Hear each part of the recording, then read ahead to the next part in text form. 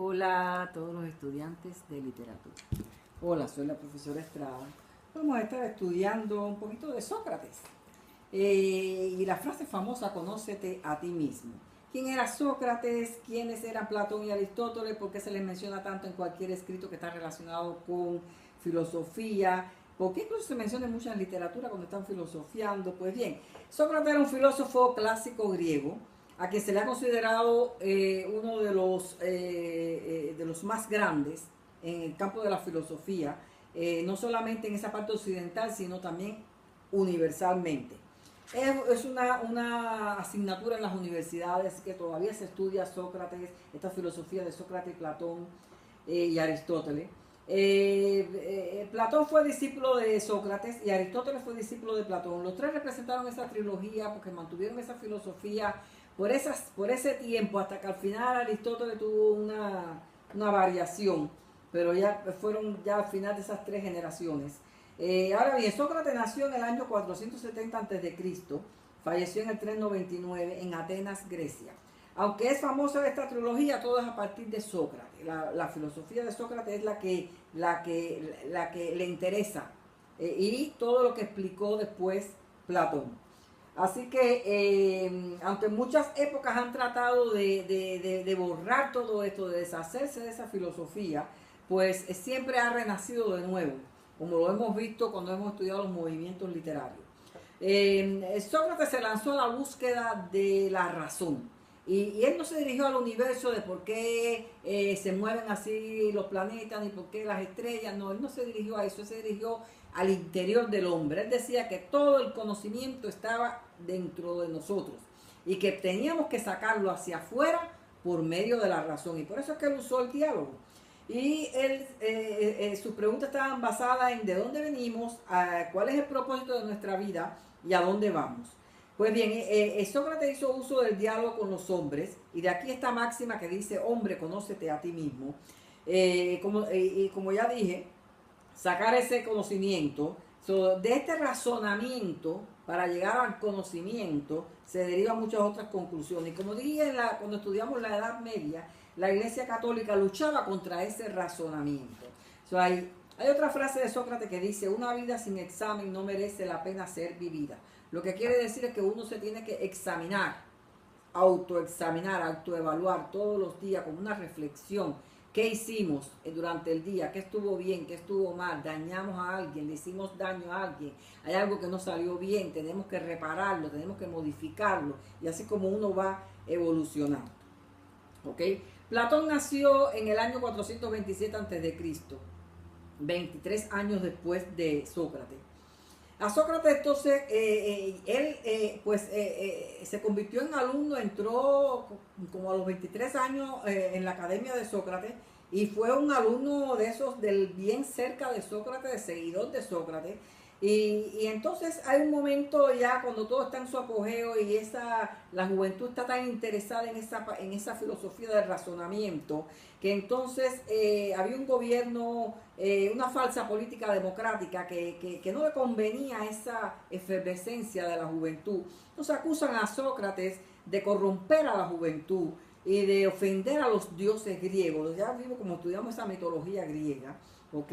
Que en realidad esa mitología se basa en esos hombres primitivos que tenían que justificar cómo fue que surgió el mundo, cómo fue que surgió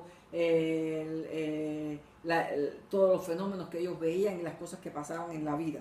A todos le tuvieron que dar nombres de dioses. Okay. Entonces hubo un juicio para Sócrates producto de esto, y la defensa presentada, vimos que tenía muchos seguidores, que todos lo defendían, pero había un jurado, y el jurado en una escasa mayoría votó a favor de su condena. Platón relata en su obra La Apología un escrito que él dejó acerca de su maestro, donde él dice que el maestro pudo eludir toda esa condena porque tenía tantos seguidores y tantos amigos que lo querían sacar de allí para liberarlo de la muerte, pero que él era un hombre justo, un hombre recto, y que él dijo que no, que él tenía que acatar la ley. Como lo mismo que le sucedió a Jesús de Nazaret, que tuvo muchos seguidores que lo pudieron haber liberado de esa cruz, pero él quiso acatar la ley. Sócrates muere por envenenamiento de cicuta, que era el método de pena de muerte en ese tiempo. En el tiempo de Jesús era el de la cruz, ¿no? Tenía 70 años de edad. Platón tenía 28 entonces, y después de su muerte decidió ir a Megara, a donde había otra academia con el maestro Euclípides. Ahí estuvo un tiempo con otros seguidores de Sócrates que fueron junto con él.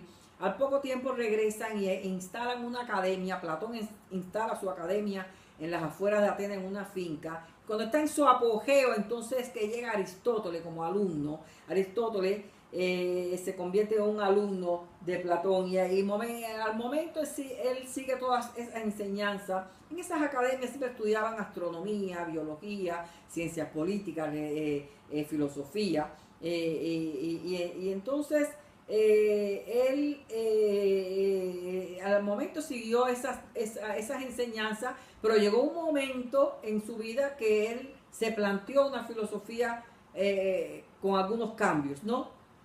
Entonces, a diferencia de Sócrates, que no dejó nada escrito, Platón sí escribió sus pensamientos, y con excepción de las cartas y la apología que ya mencioné, todos los otros escritos están escritos en forma de diálogo. Su teoría más conocida fue la teoría de las ideas. Para Platón, la única forma de acceder a la realidad inteligible era mediante la razón y el entendimiento. Esto lo aprendió de Sócrates. Otro tema fue la dicotomía entre el saber y la opinión. En cuanto a los dioses que eran tan venerados en Grecia, Platón presenta el diálogo de Timeo, con una teoría cosmogónica y religiosa, quizás heredada de Sócrates, pero él trata de darle una forma más esotérica a todo esto, lo que lo libra de cualquier condena que haya en esos tiempos en la política. A veces los juegos de palabras disfrazan las cosas, y solamente los bien entendidos pueden saber lo que él quiere decir. Así sucedió con Jesús y las parábolas, que cuando Jesús caminó aquí en la tierra, pues el gobierno que imperaba era el Imperio Romano, y había que usar pues cierta forma de vocabulario para no formar conflictos y problemas de grupo. No obstante, todas estas teorías fueron de inspiración para muchos pensadores a través de toda la historia. Su obra, La República, ha sido universal y asignatura universitaria para todos los que estudian abogacía y ciencias políticas. Porque en La República él plantea muchos conceptos de diferentes formas de gobierno, el concepto del bien, el concepto del deber, y una asignatura buena para estudiar todas estas personas que estudian, aunque después no sigan las cosas como tienen que ser, que se corrompan, pero lo estudian por lo menos. La frase del amor platónico se refiere a la versión filosófica que él escribió sobre el amor no correspondido, el amor imposible. En cuanto a Aristóteles, nació en el año 384 a.C., 37 años después de Platón.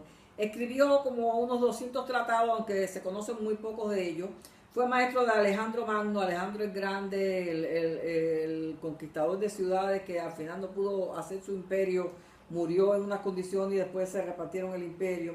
Aristóteles construyó su propio sistema filosófico, conoció y manejó las narraciones órficas, que esas son otras cosas, otras filosofías anteriores a Sócrates, presocráticas. Platón concebía la existencia de otros mundos, fue pensador cosmológico, aunque lo disfrazó esotéricamente, quizás, quién sabe, a lo mejor quizás evitando morir como su maestro, o quizás para poder dedicarle más tiempo a enseñar, a captar más discípulos. Quién sabe lo que estaba en su mente, ¿no?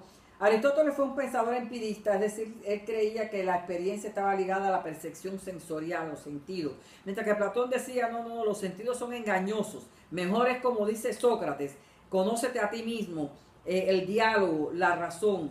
Otra frase de Sócrates fue, solo sé que no sé nada. Es decir, lo nombra Platón también en la apología, lo que mencioné, donde plantea que la filosofía de Sócrates se basaba en admitir su ignorancia. Solo sé que no sé nada, que el conocimiento procede de no saber nada, y que el conocimiento de no saber dispone al ser humano a la voluntad de aprender. Y entonces, en resumen, que no lo sabemos todo. Unos saben más, otros saben menos, pero el que más sabe todavía le falta mucho por saber. Otra frase de Sócrates, nada en demasía, es decir, los excesos todos son malos. Un hombre honesto es siempre un niño. Eso es otra frase. Jesús también decía, para entrar en el reino de los cielos hay que ser como un niño. Habla para que yo pueda conocerte. Decía también que el mal es la ignorancia.